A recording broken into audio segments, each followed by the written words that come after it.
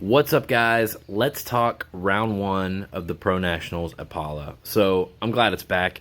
If you are, if you ride motocross, you know how much easier it is to watch on TV at a motocross race and see like how much speed these guys are carrying and how gnarly they're being.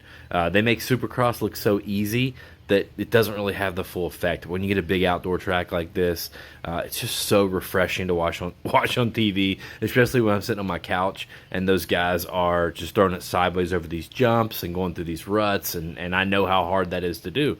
So it was refreshing, and the drone footage was fantastic. They've gotten better with that every year. I thought the announcing, the commentating was awesome.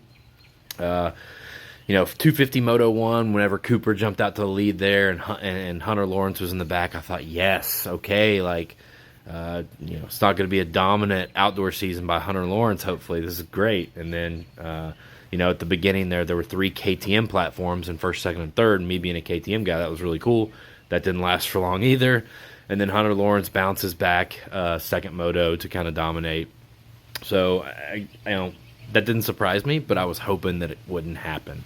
Also, thought it was a really good ride by Deegan. I expected him to be a 5 to 10 guy, but that's not going to be the case. He's going to be a podium guy all year, it looks like. He didn't really seem rattled. I don't know. It's can't argue with it. He's doing great.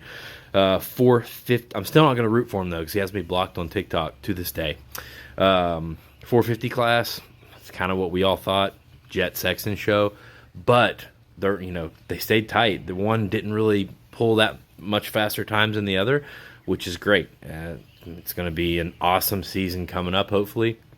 You can tell that this was one of the few races I'd ever seen that Jet was like making some mistakes at the end. He's not really getting pushed at the end of the race like that, and this is the first outdoor race.